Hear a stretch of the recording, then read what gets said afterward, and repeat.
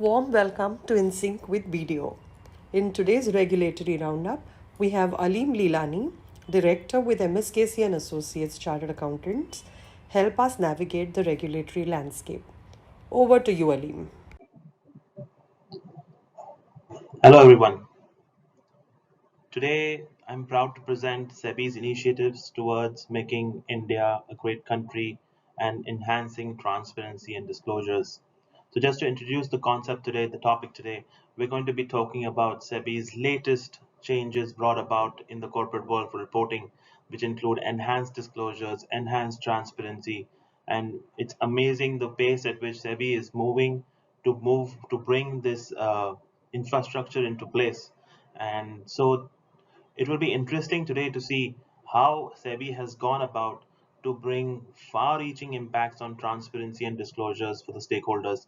And this is clearly speaking a lot about India taking on complete transparency and enhanced disclosure requirements to compete globally. So to introduce the way we will flow today is we'll talk about the SEBI LODR amendments, the major amendments at a glance, where I will walk you through the various amendments that have come about. After that, we'll focus some time on the BRSR core, which is one of the major changes brought about by SEBI this year, and what are the key takeaways from that uh, amendment, and how do companies now going forward address BRSR core compliance. After that, I will take a minute or more to talk on the material event disclosures, which is one of the key changes brought about by the SEBI LODR. There are many changes, of course, but material events has become has been the talk of the town, and it's so important that we understand the intention of SEBI behind making these changes and what they are going towards in the world of disclosure and how they plan to achieve it. In the end, we'll talk about some measures that clients can take to come to ensure that they are compliant with SEBI and the new requirements that have come about and have become already applicable or are applicable in within the near future.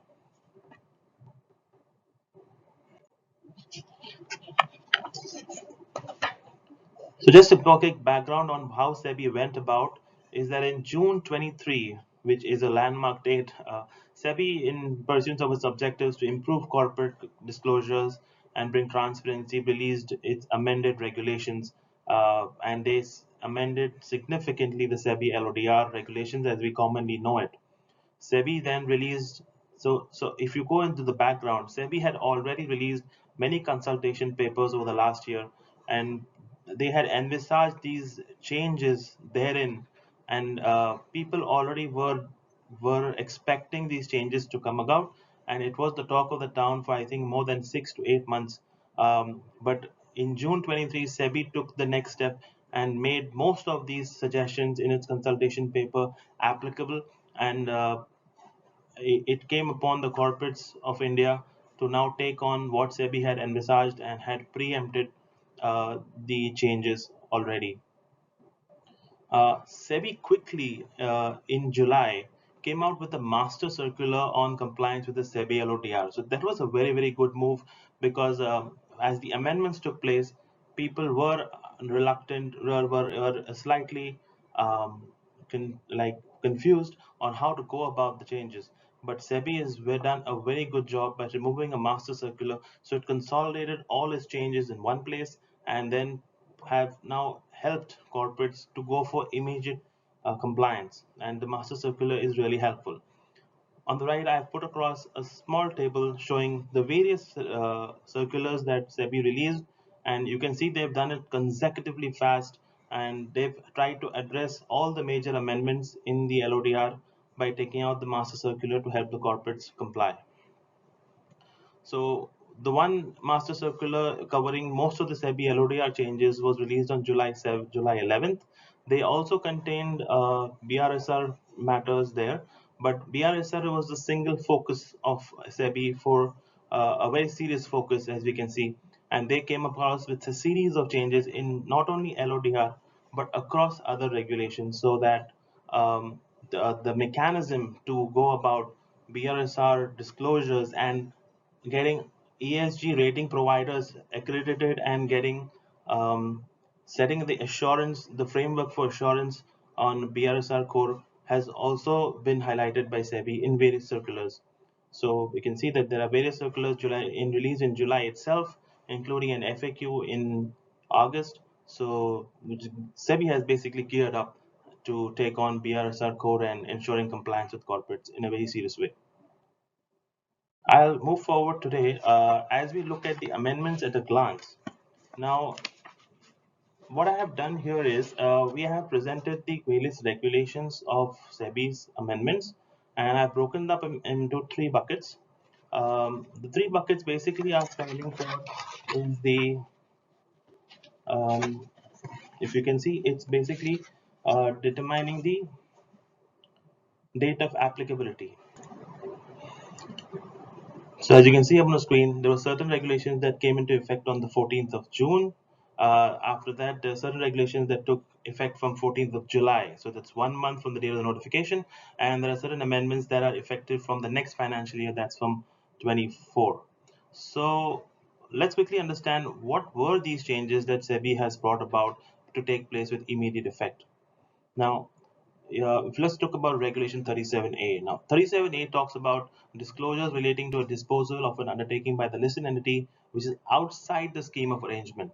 This interesting to note here is that because it's outside the scheme of arrangement, many times these approvals, while may have been covered under section 181 of the Companies Act, which requires a prior shareholder approval, but by bringing us into SEBI regulations, it now requires a shareholder approval prior for any arrangement that comes into place and a disclosure of that arrangement. So we are looking at an enhanced disclosure framework now brought forth. So any kind of arrangements which did not qualify as an arrangement under the general sense, but they are actually arrangements that could be slump sales, there could be business transfer agreements, any such agreements that brought about a disposal of any undertaking of the listed entity now requires to pass through the shareholder approval, and the public shareholding needs to pass a special resolution. The next was section 15 to 27, which are the corporate governance regulations, which have now they've given an extension to the high value debt listed entities um, to the next year. Coming to regulation 57. Now, regulation 57 talked about intimating the stock exchange on the status of the payment of the dividends, the interest, the repayment of the redemption of principals of the non-convertible securities. Now, these disclosures were earlier also there. Companies were required to report this on a quarterly basis to the stock exchange within 7 days. But by amending Regulation 57, companies now need to disclose this within 1 day to the stock exchange. So that can be seen as you can see that that's a way SEBI moving towards a better corporate governance, a better disclosure framework for its stakeholders. So that's one change. We look at BRSR, as I said, this is a major change that brought about by SEBI, and we will look at this later in the presentation today. Now coming to the changes that took place and are effective from the 14th of July. Now, if you can see what happened here is that any vacancy in the office of a compliance officer or in the vacancy of a director now needs to be filled within 3 months of the vacancy. And especially in terms of directors, it's important to state that if if the vacancy in the director's position is causing a violation of section 17(1), which prescribes the breakup of the directors and the minimum number of directors required in a company, if 17(1) is being breached due to a vacancy in the office of a director, the regulation now requires that it needs to be filled up on the same day itself. Whoa, so that's something really great. I mean, while companies earlier had time to find another director and to comply and to avoid any kind of mismanagement, SEBI now requires that a director, if having a vacancy upon the minimum directors is not filled, it needs to be filled immediately. So that's another step towards better governance taken by SEBI. The next we talk about regulation 26, which is actually vacancy of the office of KMP, basically the CEO, the CFO, CS. They all have to be filled within a period of 6 months. Now, it's interesting to note that these positions are sometimes filled on an interim basis. So, till we find a suitable candidate, and interim arrangements are made to fill this post. SEBI has cracked down on such a practice and has now mentioned in the regulation itself that if you're going for a interim arrangement, that interim person also has to comply with all the laws and regulations for that post, and he will be under obligation to comply with all requirements of that post. So companies have to be vigilant about who they are onboarding, even if it's for an interim period to fill the post of the KMPs. Now, the next one's Regulation 27BA. This is interesting because technology has, entered every area of corporate and personal life. So, cyber security incidents has become a hallmark of discussion across the world, because the impact they have on data and the impact they have on um, the documents, or the financial impact also makes it an event you cannot turn a blind eye to. And SEBI has taken that into consideration and now require that any cybersecurity event, any incidents, any breaches, the loss of data or documents that happen due to the breach, all need to be informed to the stock exchange within 21 days from the end of the quarter. And SEBI is providing a format in which this kind of disclosure is required to be made. So this is a great step towards better governance, and I would say more rather appreciating the risk involved in today's global world tied with technology across every vertical in every sector, whether it's internal or external. The next one talks about Regulation 30, which is disclosure of the material events and information. Like I mentioned earlier, this is going to be a significant part of reflection for many companies, and we have decided to cover that separately ahead in this discussion today. So I'll park that for now. The next one, Regulation 30A, which deals with disclosure agreements binding listed entities. Now, this is also huge because this regulation basically talks about any agreements made with shareholders, promoters, the promoter group. It could be employees, the KMPs, directors.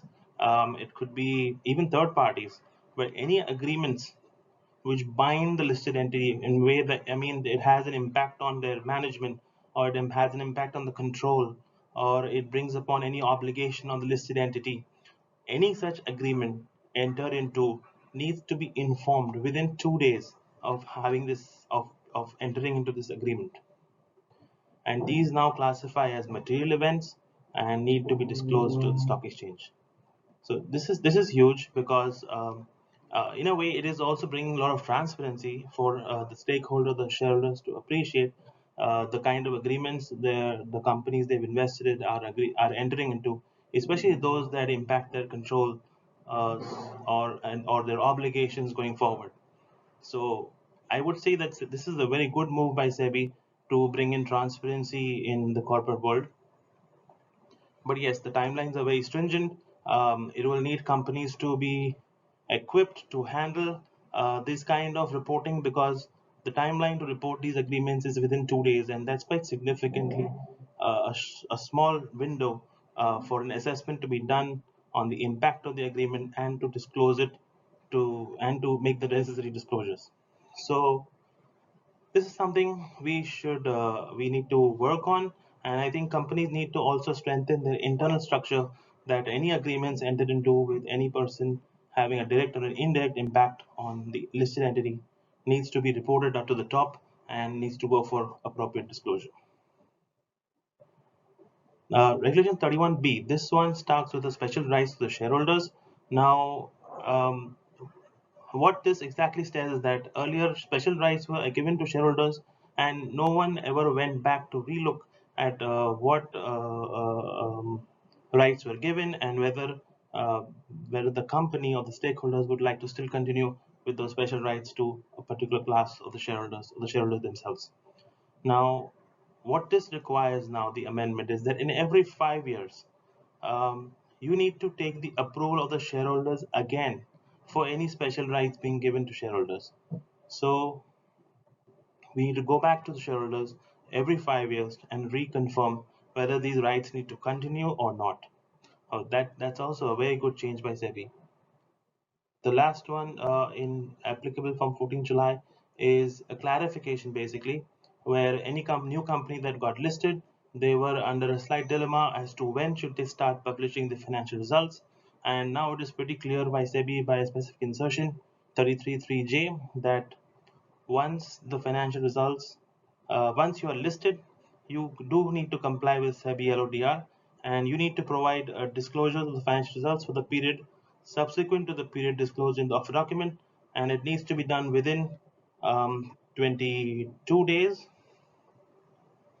within 21 days, sorry, or as per LODR, whatever the timeline is, whichever is later. So that's basically a clarification that came in, and it applies only to the new companies that are listed. The last part that goes into the next financial year is the disclosures on the reapproval of shareholders for continuation of any director beyond 5 years. This is interesting because largely we would consider directors who hold a perpetuity in the company just because of their position, and basically they would be on the board for a quite long time. The new requirement now from next year on 31st March 24 will require that every such director who is appointed, he needs to get the shareholders' approval again, at least once in 5 years. And as on 31st March, if 5 years have lapsed on March 24, and from the appointment of the director and no resolution has been passed in the last 5 years, then in the next AGM, that is the AGM to be held in 2024, that director needs to be put up for a reapproval by the shareholders for continuation. The last one deals with disclosures under the corporate governance report pertaining to particular to senior managerial personnel. These are basically enhanced disclosures on all the managerial personnel coming in to the company. So today's focus basically is what is now effective today and where we see challenges, and how is the roadmap laid down by SEBI in these matters.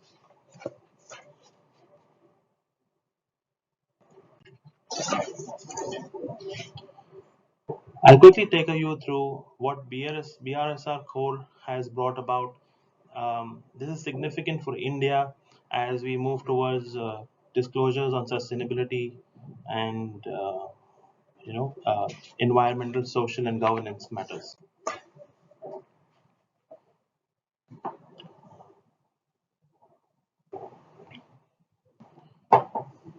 So to have a quick overview, how did BRSR come into place? A quick tell you, listed companies were already required to report on BRSR in their annual reports from 20 to 23, and top listed 1,000 companies by market cap were already required to report on the BRSR this year. In June 23, what SEBI has done is up the game now, and the listing regulations have now been revised to bring in BRSR core, which is more enhanced disclosures, and they've also extended BRSR core to the value chain. Now that's very interesting to see. SEBI, of course, has taken a proactive step in July itself by issuing a circular outlining all the disclosure requirements of the BRSR core and the value chain disclosures. And they've also stepped ahead one more step to prescribe the requirements for assurance. Assurance is right now not mandatory, but it will become mandatory gradually. And SEBI has proactively put it out there for compliance, which can be on a voluntary basis as well. So what is the key takeaway of the BRSR core, the amendments brought about by SEBI? So let's take a quick look. BRSR core is basically a subset of the earlier BRSR, but it includes a set of key performance indicators narrowed down that work on the 9 ESG attributes. And it clearly specifies the data and the approach for reporting and assurance with the mandatorily reasonable assurance glide path laid down for by the year 26-27. So the top 1,000 listed companies will be required to give assurance by the year 26-27. So the KPIs specified include metrics such as the greenhouse gas emissions footprint, uh, their employee well-being and safety, inclusion practices, diversity practices with customers, suppliers. We're also looking at waste management, water footprint. These are the kind of matters being addressed by BRSR core for disclosures.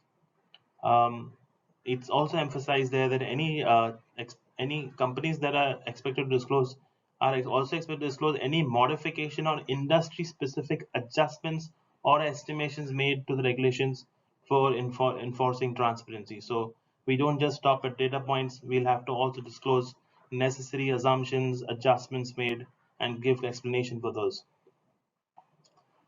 In July, the format of the BRSR core has been given in Annexure 1, and the revised format incorporating the new KPIs is also available as Annexure 2. So these documents have already been released by SEBI, and companies can start working on them immediately. As I mentioned, the glide path of the applicability has been prescribed, where it will initially apply for the top 150 listed companies from the year 2024, then goes up to 250, 24-25, and then 25-26 to 500, and finally reaching 26-27, when it will be mandatory for the top 1,000 entities to comply with the widely accepted sustainability practices. So the glide path has been laid, the roadmap has been laid out, and now it's up to companies to start equipping themselves to reach uh, accurate and transparent disclosures on BRSR core, and especially also work on the assurance requirement and having an assurance provider give you assurance on the BRSR data. An interesting concept that has brought BRSR core is that they've also extended it to the value chain. When I mentioned the value chain, it was earlier only voluntary, but now it will become mandatory.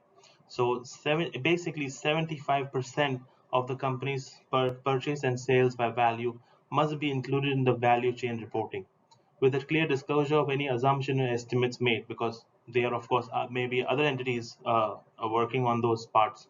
So so the PSR code will now extend down and upward to the value chain, where to capture a minimum of 75% of the company's purchase and sales by value. So the disclosure requirements will now apply to the value chain, for which companies need to start reaching out and need to start working with those other counterparts to achieve the right disclosure. As mentioned, these will all obviously have to be disclosed as a part of the annual report of the company. And like I said, the value chain disclosures requirement applies to the top 250 listed companies, starting on a comply or explain basis by 24-25, and limited assurance has been specified, which will be required for the disclosures by 25-26. So it's 1 year ahead. So we can say that this is a significant update by SEBI, wanting corporate India to move towards complete transparency and providing their disclosures on sustainability.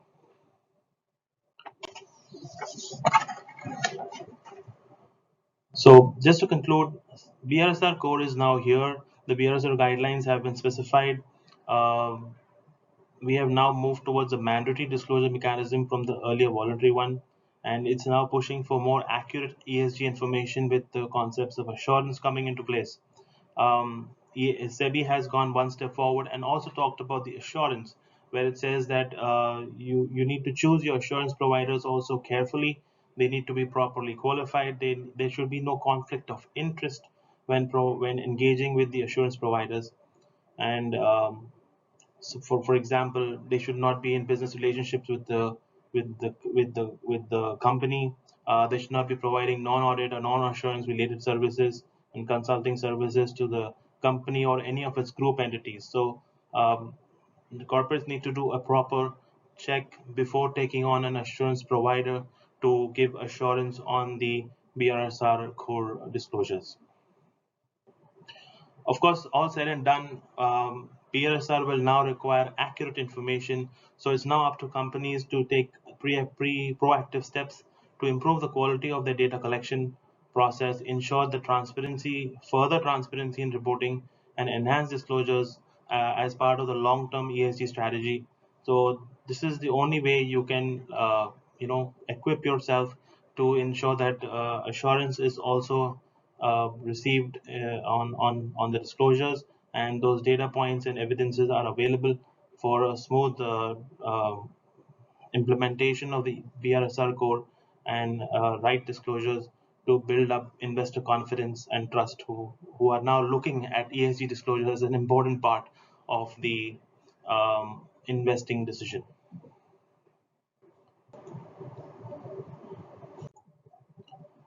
We now come to one of the important regulations of SEBI, which talks about disclosing material events and information. Now, as the background goes, SEBI already had a specific regulation and a schedule, which was Part A, which was considered a deemed material event.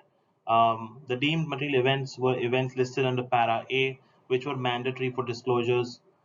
Those have now been enhanced, and further transactions have now been captured under deemed material events. That means you don't need to look at materiality. These events have to be disclosed to the stock exchange for the information of the stakeholders.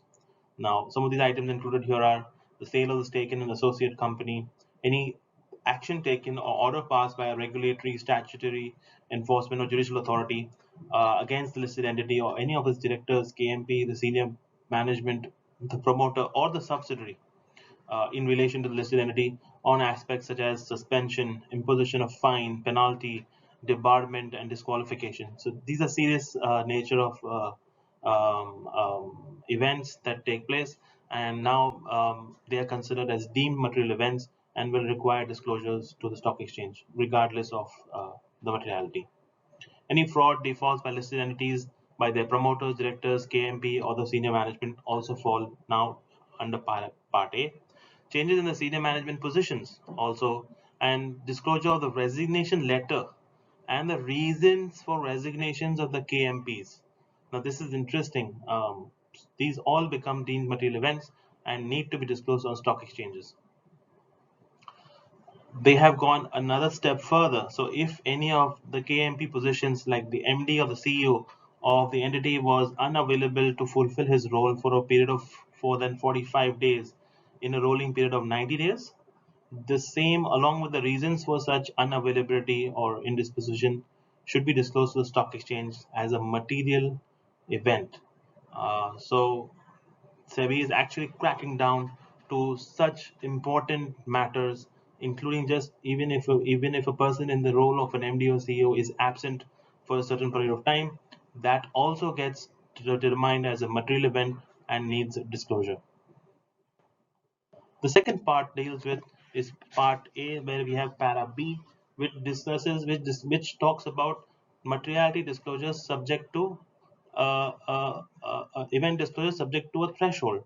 Now, earlier as well, these thresholds were there, but now they have increased the number of items that you need to consider vis-a-vis the materiality threshold and make disclosure.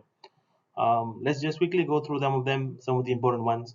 Arrangements for strategic, technical, manufacturing, or marketing tie-ups, adoption of a new line of business, closure of operation of any unit, division, or a subsidiary in entirety or in piecemeal, frauds or defaults by employees of the listed entity, which has or may have an impact on the listed entity. So these are now considered events for disclosure subject to the materiality threshold. If you take a look closely, the pendency of any litigation or dispute or the outcome which may have an impact on the listed entity is also a Para B event. While the disclosure of the litigation and disputes has been retained in Para B, so what we talked earlier, the disclosure of the action that has happened because of these litigation or disputes has been shifted from Para B, which was subject to the materiality threshold, to Para A, which is not subject to materiality threshold.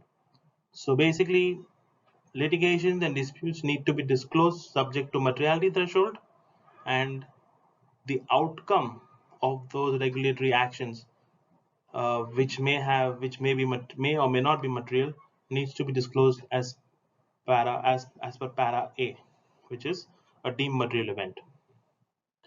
It is very interesting how companies are going to look at this. Each of these items need careful evaluation and a decision needs to be taken on disclosures. And this, I think, has become one of the most important, significant changes impacting the disclosures due to SEBI. Another interesting part is that para B never exactly specified the thresholds for disclosure of the events or information. But this time, SEBI, and it was left to the prerogative of the board, or sort of you can say the evaluation of the board, whether the event is material or not material. While this has not been touched, these regulations still apply. The board can still decide on whether an event is material or not material. But SEBI went another step forward and has released threshold limits.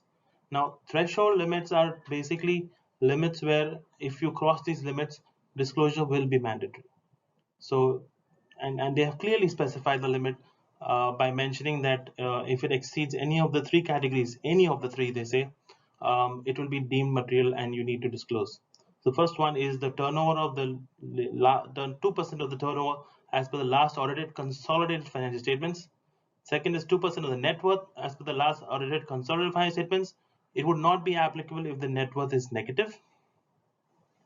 And the last is the profit-based threshold, where it says 5% of the average of the absolute value of the profit or loss after tax of the last three consolidated financial statements, the audited consolidated financial statements. Now, the thresholds are laid down, and so it has become necessary, and corporates need to go back and see whether if any of their events are crossing these thresholds. SEBI also touched upon the continuing events, that what if the continuing events are meeting this threshold, earlier determined to be not material, but now after meeting the thresholds as on date become qualified as a material event. So SEBI is given a 30-day time period that you need to make an assessment whether these events that are continuing are material or not material, and you need to make the disclosure uh, from within 30 days from the date of coming into the effect of the regulations. That was by 13th of August 2023.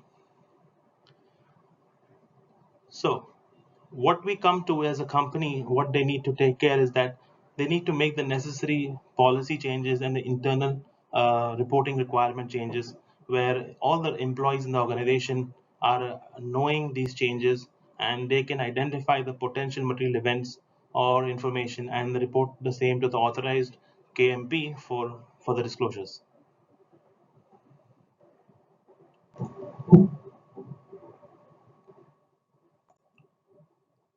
The next deals with the timing of disclosure of a material event, and SEBI basically has shortened and squeezed the timelines for disclosures, where they talk about within 30 minutes from the board meeting in which the decision is taken, within 12 hours if the information is emanating from the company, and within 24 hours if the information is emanating from outside the company.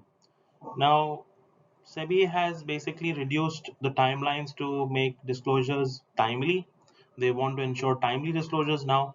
An important point here to consider is that the disclosure of the event has to happen when it is reasonably possible. Now, when we talk about reasonably possible, obviously, before a corporate makes a disclosure, it needs to be reasonably certain that that disclosure is appropriate, it's confirmed, and that they are confident on it to go forward.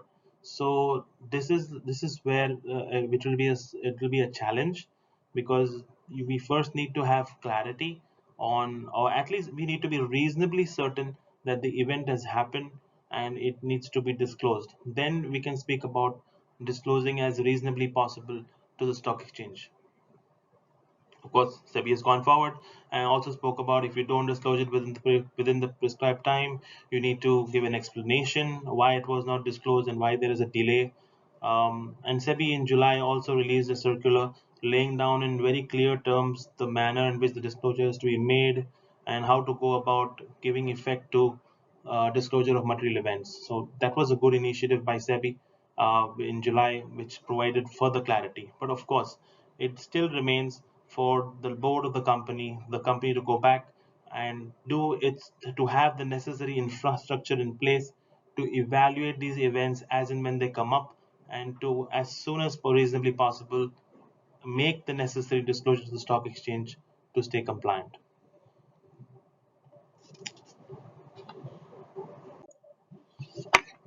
The last point that we want to discuss is what can corporate India do to ensure that they are working with SEBI as it moves towards a framework of full transparency, full disclosures, and timely disclosures.